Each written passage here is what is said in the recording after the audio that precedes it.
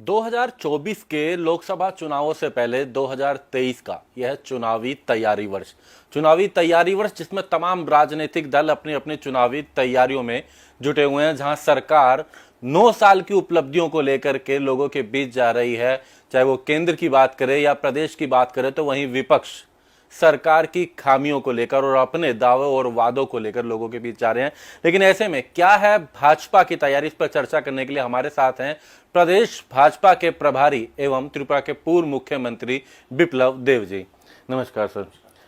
Sir, हम बात कर रहे हैं 2024 का, क्योंकि अब चुनाव हैं और उससे पहले चुनावी तैयारी वर्ष के तौर पे तमाम लोग देख रहे हैं। आप भी लगातार हमने देखा कि तमाम जगहों पे गए, चाहे पन्ना प्रमुख आपके कार्यक्रम लगा तमाम जगहों पे चले, लोकसभा स्तर पे रैलियां भी रही।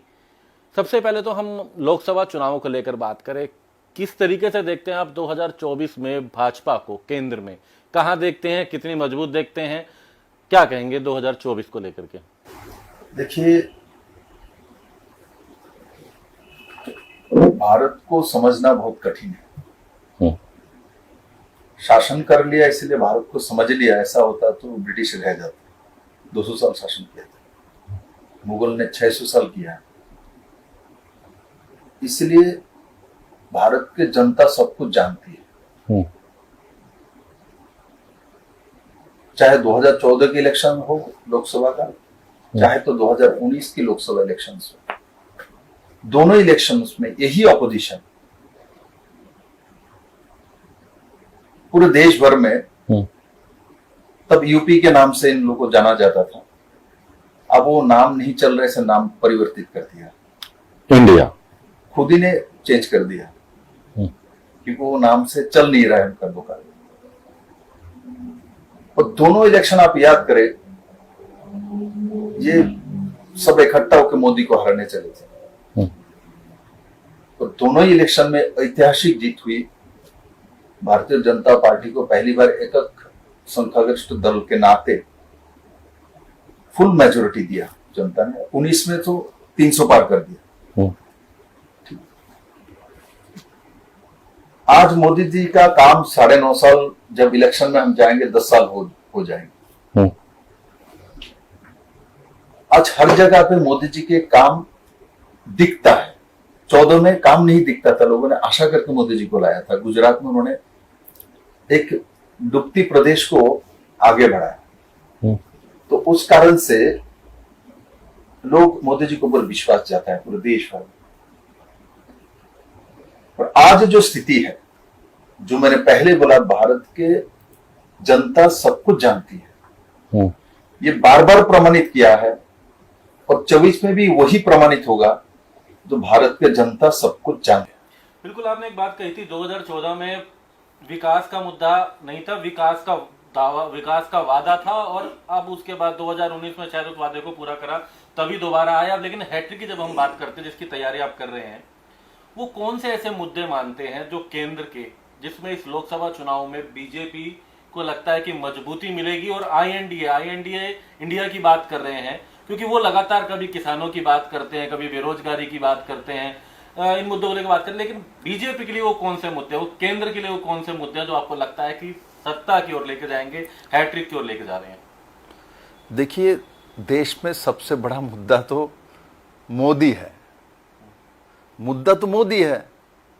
आपने जो बिंदु गिनाया अपोजिशन में, ये सब आपने खुद ही बोला, एक दिन वो स्टैंड लेता है, एक दिन वो स्टैंड लेता है। मैंने नहीं कहा, आपने बोले स्टैंड उनको सुबह शाम चेंज होता है। कभी वो किसानों का स्टैंड लेता है, कभी बेरोजगारी के स्टैंड लेता है, कभी वो जम्मू कश्मीर में, लद्दाख में बाइक चलाने के स्टैंड लेता है, कभी हरियाणा में मेरे जिस प्रदेश के मैं प्रभारी, वहाँ खेती में धान लगाने के लिए जाता है, नेक्स्ट डे पूरा हरियाणा ही डूब जाती है। ये तो लोगों ने देख चुका है, क्या क्या वह करते रहते हैं। किंतु आज देश में मुद्दा है मोदी। मैं कहता हूं मुद्दा है मोदी, ये जनता जानती है। जनता को मोदी चाहिए, और ये अपोजिशन को भी जानकारी है। इसलिए लोगों को, जैसे आपने बताया, इस तरीके से भ्रमित करता है। एक बार ट्रक चलाएगा, एक बार बाइक चलाएगा, एक बार मोटरसाइकिल मैकेनिक बनेगा। लद्दाख की यात्रा है, लद्दाख में यात्रा है, कब कहाँ यात्रा करेंगे कुछ पता नहीं। किंतु इतना मैं जानता हूं, इतना मैं समझता हूं, मैं भारतीय जनता पार्टी का कार्यकर्ता हूं, और मैं काम करता हूँ इसीलिए मैं बोल रहा हूँ, ऐसा नहीं है। जनता के आवाज़ को हम पहचानते हैं और भारत सच्चाई के साथ जाते हैं, हर बार प्रमाणित किया है। मुद्दा मोदी है और मोदी के साथ देश जाना है, क्योंकि हम लोगों का जो सम्मान, आदर, इज्जत जो भारत का सबसे बड़ा ताकत है, उसको वापस किसी ने दिया है तो मोदी ने दिया है, छोटे बच्चे तक जानता है।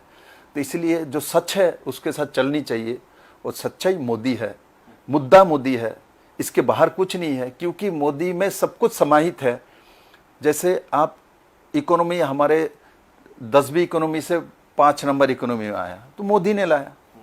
हमारे देश में युवाओं को इज्जत दिलाने का काम मोदी ने किया। हमारे देश की जो जितने भी डिफेंस में हमारे जो अग्रगति हुई है, मोदी के समय हुई है। इंटरनल जो डेवलपमेंट हुई है, डिजिटाइजेशन हुई है, मोबाइल पे देश पूरे दुनिया में 2 नंबर में चल रहा है मैन्युफैक्चरिंग में। ये हर चीज़ हमारे, आज देखिए कुछ दिन पहले माननीय प्रधानमंत्री जी ने माने अत्याधुनिक रेलवे स्टेशन, जो कि यूरोप में देखने के लिए हम लोग जाते थे बहुत पैसा खर्चा करके, और आज ये भारत में ही दिखेगा। ये जो नया सोच है, नया विचार है, डेवलपमेंट के साथ साथ हमारे संस्कृति कृष्टियों को लेके चलना। राम मंदिर भी बन रहा है, साथ साथ हमारे सैटेलाइट भी देखिए आज के दिन में कहाँ पहुंच रहे हैं। दोनों है मोदी के पास। हम हरियाणा की बात करते हैं। अब से पहले हम जब देखते थे प्रभारी किसी भी पार्टी के, वो मॉनिटरिंग करते थे, पूरे कहीं ना कहीं रिपोर्ट लेते थे, लेकिन आप एक ऐसे प्रभारी बन के आए कि जो एक्टिव नजर आए, जोशीले नजर आए, तमाम लोगों के बीच में गए, ना केवल यहाँ बैठ के मुलाकात करी बल्कि लोगों के बीच में गए, एक जोश सा लाए। अब उस जोश को 2024 में हरियाणा की 10 लोकसभा सीटों पर सबसे पहले तो किस तरीके की तैयारियां हैं, उसको लेकर के बात करेंगे। देखिए, मैं आपको एक उदाहरण देता हूं। अभी तीज का जो कार्यक्रम पूरे हमारे नॉर्दर्न इंडिया में होती है, विशेष करके हिमाचल, हरियाणा, पंजाब, इसमें हो दिल्ली, तो मैंने देखा मनोहर लाल खट्टर जी पानीपत में एक कार्यक्रम किया है महिला सशक्तिकरण को लेके। जिस हरियाणा में जब 2014 में मनोहर लाल खट्टर जी मुख्यमंत्री बने और मोदी जी प्रधानमंत्री बने उसी सन में, तो 1000 पुरुष में से उस समय 871 महिला होती थी।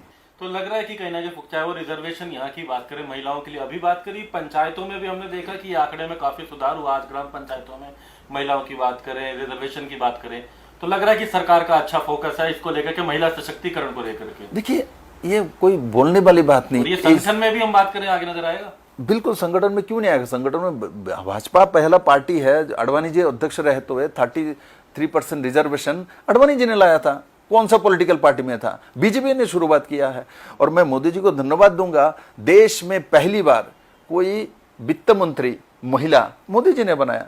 चलिए, महिला सशक्तिकरण की बात करी, लेकिन जहां आप घोषणाओं की बात कर रहे हैं, विकास की बात कर रहे हैं, विपक्ष भी अब लगातार लोगों के बीच हम बात कर रहे हैं भूपेंद्र सिंह हुड्डा की, पूर्व मुख्यमंत्री की।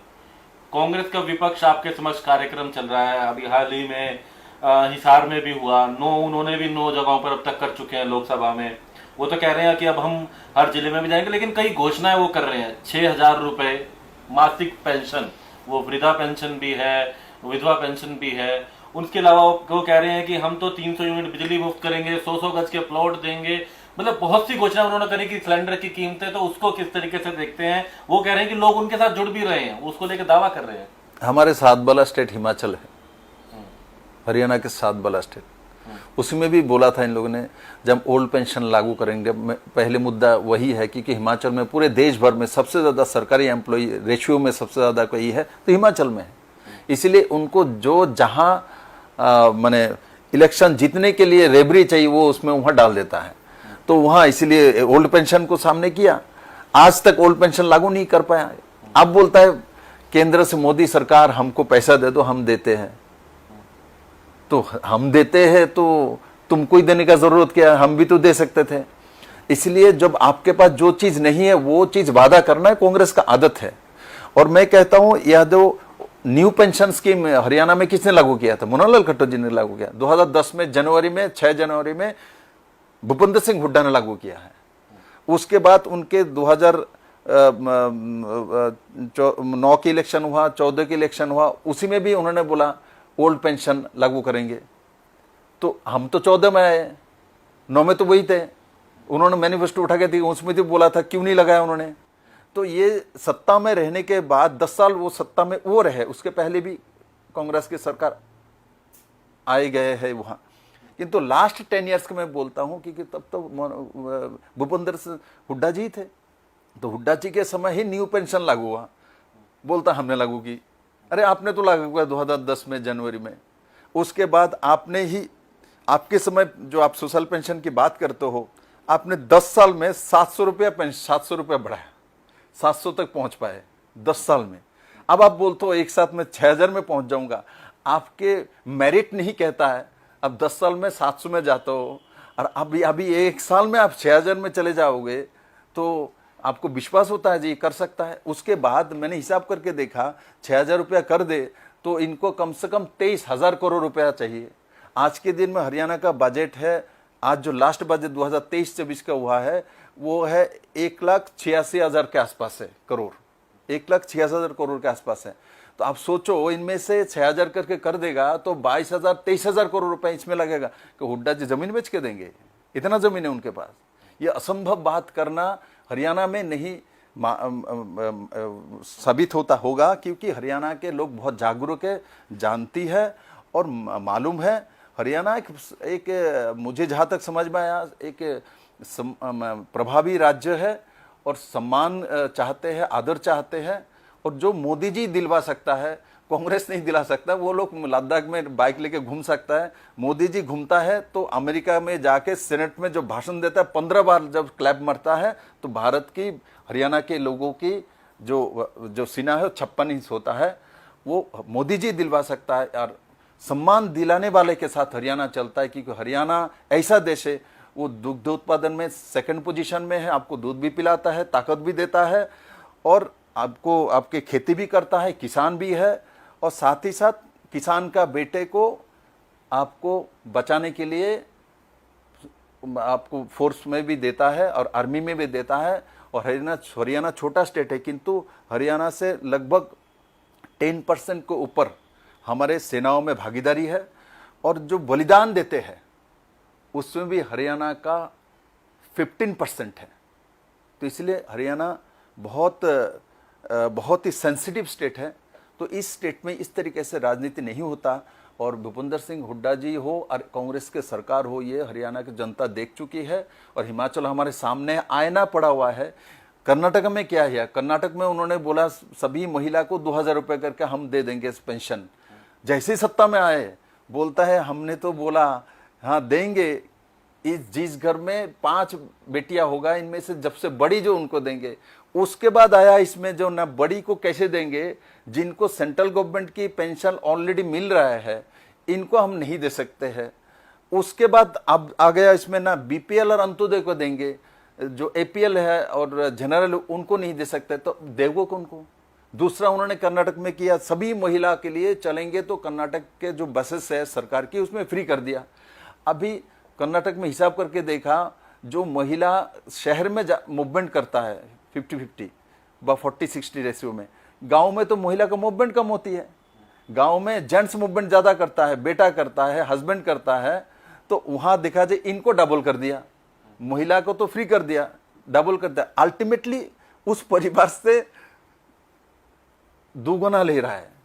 तो कांग्रेस का कल्चर ही ऐसा है, कल्चर क्योंकि उनका लंबा नहीं सोचता है, इसलिए रेबरी बांट के झूठ बोल के इलेक्शन के बैतरणी पार होना, और पार होने के बाद आपको शोषण करके बर्बाद करेगा, ये तो प्रमाणित है। क्योंकि मनमोहन सरकार भी यूपीए का नाम बदलना पड़ा इनको ही। मनमोहन 10 साल की सरकार थी, उन्होंने खुद नाम बदल दिया क्योंकि ये नाम चलने वाला नहीं है, क्योंकि वो स्कैम का सरकार था। और इससे पहले भी जो हरियाणा में कांग्रेसों का सरकार रही है, उस सरकार में भी आप देखो स्कैम में ही स्कैम था।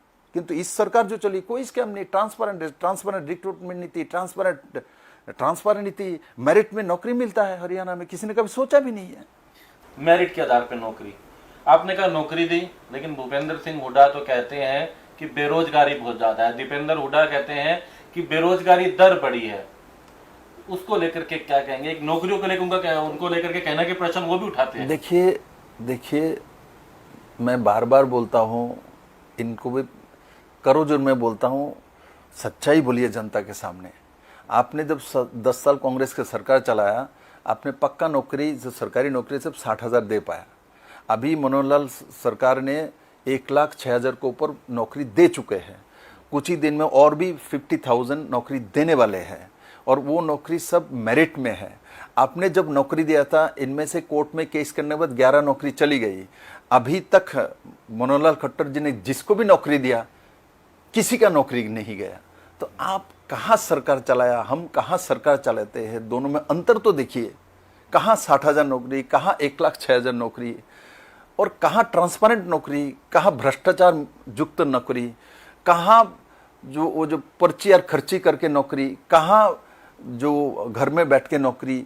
ये सब लोगों के सामने है। काम करते समय कुछ काम में प्रॉब्लम आता है, कुछ काम में बहुत तरीके से हो जाता है। जो काम करता है उसी को प्रॉब्लम आता है, जो काम नहीं करता उसको कुछ भी प्रॉब्लम नहीं आता।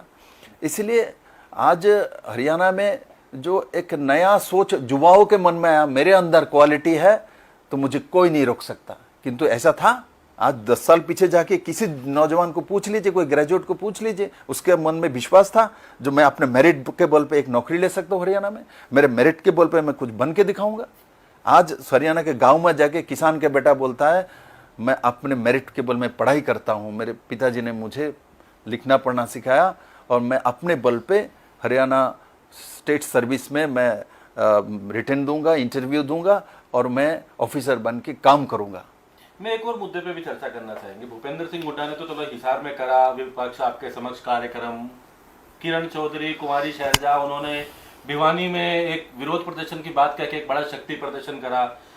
रणदीप सुरजेवाला इस बार तो साथ नहीं था, लेकिन पिछली बार जब वो साथ थे, जब पिछली बार साथ थे तो उन्होंने एक बात कही भाजपा को लेकर के, भाजपा के मतदाता को लेकर के, कि जो लोग भाजपा को वोट देते हैं उनको श्राप देते हैं, वो राक्षस प्रवृत्ति कहा गया, उनको यहां तक की तुलना की गई। ऐसे कई प्रश्न उठाए गए। रणदीप सिंह सुरजेवाला भाजपा के मतदाता और सहयोगियों की भी बात कर रहे हैं हम इसके अंदर, उनको लेकर के आप किस तरीके से देखते हैं? लगातार वो तो निशाना साध रहे हैं बीजेपी पर, कांग्रेस के तमाम निशाना बीजेपी को नहीं साधा, जनता को साधा। क्योंकि कांग्रेस कभी भी जनता को सम्मान, आदर, प्यार दिया ही नहीं। वोट बैंक के नाते यूज करता है अलग अलग पद्धति में। और उस दिन जो आपने सुरजेवाला जी के स्टेटमेंट के बारे में बोला, मैंने भी देखा,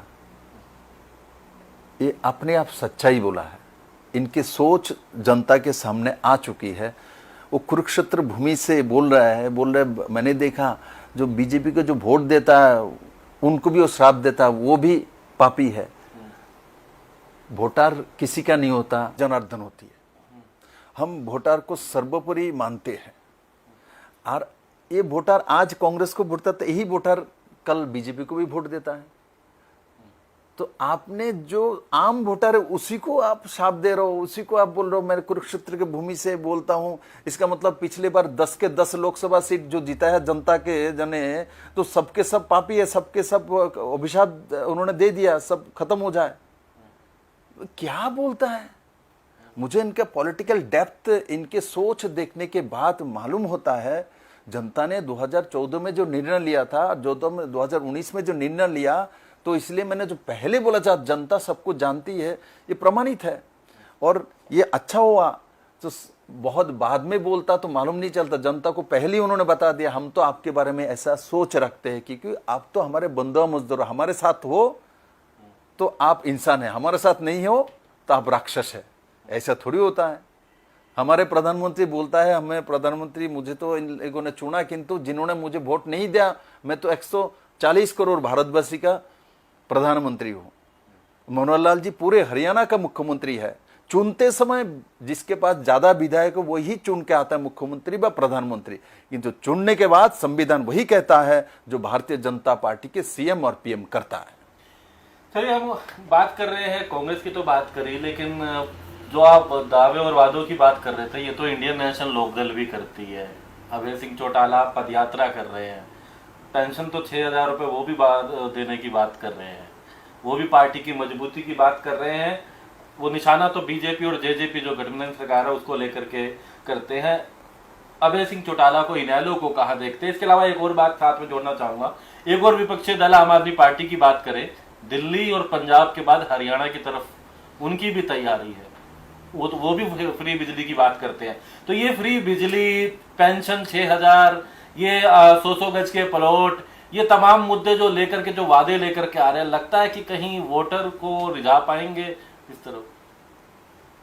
देखिए, जितने भी सबसे बड़े भूमि घोटाला है कांग्रेसी लोगों ने किया था, चाहे राज्य सरकार में हो, केंद्र सरकार में, इसलिए भूमि का उनका याद आ जाता है, घोटाले करने के लिए याद आता है, जनता का नाम लेता है, अंदर ही अंदर सोच रहा है जो हमारे पास भूमि कैसे आएगा उसका योजना बनाता है, सामने जनता नाम बोल के रख देता है। ये लोग देख चुका है, ये पुराने टेबलेट है, ये सब चलने वाला नहीं है, ये सब जनता ने देख लिया, समझ भी लिया और सबूत भी दे दिया। और बचे इनकी जो क्या बोला था, अभय सिंह चौटाला है इनेलो से, आम आदमी पार्टी से, तो बचे आम आदमी पार्टी और छोटे दो पार्टी का नाम आपने बोला, ये तो इवनिंग वॉक मॉर्निंग वॉक के पार्टी है, शायद ठीक करने के लिए घूमते रहते हैं, तो घूमने दो, इसमें कौन मना करेगा, किसी को रोकना है क्या? डेमोक्रेटिक कंट्री है। और तीसरा जो आपने बोला, जो आम आदमी पार्टी जो है, इनका तो आधा मंत्री जेल में ही है, डिप्टी सीएम तक जेल में है, तो इनका क्या हालत है, ये तो खुद को ही बचा नहीं पा रहे हैं। क्योंकि विपक्षी इंडिया के सहयोगी भी हैं। कौन? हाँ, देखिए, वो कितने दिन उनके साथ रहेगा, इनका स्वभाव है, वो किसी के साथ नहीं रह सकते, क्योंकि उन्होंने अन्ना के आंदोलन के समय जिन जिन को लेके इस आंदोलन को प्रमाणित किया था, इन सभी को सबसे पहले इन्होंने ही निकाला, क्योंकि ये एक साथ रह ही नहीं सकते, क्योंकि ये सब बहुत स्पर्धा वाले लोग हैं। एक साथ रहने के लिए एक मन होना चाहिए, एक संगठन होना चाहिए, एक निष्ठा होना चाहिए, एक नीति होना चाहिए, एक लीडर होना चाहिए, एक भाव होना चाहिए, एक जुक्ति होना चाहिए। ये जो मैंने जितने भी बोला, इनमें से कुछ भी इनके पास नहीं है। इसके कुछ भी नहीं है तो कुछ भी कर सकता है, और जिसके पास कुछ भी करने का गुण है, ये भारत में टिकता नहीं है। ये इतिहास भी प्रमाण करती है और आगे भी प्रमाणित होते रहेंगे। सबसे बड़ी पार्टी की बात तो आपने करी, मजबूत संगठन की बात करी, पन्ना प्रमुखों तक बात कर रहे हैं, लेकिन बात हम हरियाणा की इसी मजबूत पार्टी की बात करें, 10 लोकसभा सीटें आगे चुनाव होने हैं हरियाणा के अंदर। हालांकि प्रदेश में फिलहाल आप गठबंधन में हैं, लेकिन जब पिछला ये चुनाव था तो गठबंधन में नहीं थे, गठबंधन विधानसभा के बाद हुआ। तो क्या आने वाले दिनों में 10 सीटों पर ये गठबंधन नजर आएगा, या बीजेपी अपनी ही तैयारी कर रही है 10 की 10 सीटों पर? देखिए, अभी तक आपने भी देखा, हम 10 सीट का ही तैयारी कर रहे हैं, आगे भी तैयारी करते रहेंगे। और 10 सीट बीजेपी का ही एमपी है, दूसरी किसी पार्टी का नहीं है। तो हमारा ही एमपी है तो हमारा ही एमपी काम करेगा, तो हमारे एमपी तैयारी करेगा, हमारा ही संगठन तैयारी करेगा। तो इसमें नया कुछ नहीं है, जो नया कुछ हम जोड़ रहे हैं। तो इसलिए जो जनता ने जो राय दिया और संगठन ने जो तय किया है, वही करना है, और वो आगे भी करेंगे। और 10 के 10 सीट माननीय प्रधानमंत्री जी को हरियाणा के जनता आशीर्वाद के रूप से देंगे, मेरा पूरा विश्वास है। कि हरियाणा ऐसा एक प्रदेश है, ये शक्ति, भक्ति और देशमातृका का साथ है, ये स्वभाव है हरियाणा के। चाहे तो छत्तीस बड़ाबारी में किसी भी घर में पहुंच जाइए आप, वही स्वभाव आपको हरियाणा में दिखेगा। और मैं तो गर्व करता हूँ, हरियाणा जैसा प्रदेश को मुझे काम करने का मौका मिला है। इनमें से सभी में, हरियाणा में किसी प्रांत में जाओ, पॉजिटिविटी है, पॉजिटिव वाइब्रेशन है, एक माने संपूर्ण मानसिकता है। तो वो मानसिकता मोदी जी के तरफ जाती है, मेरा पूर्ण विश्वास है।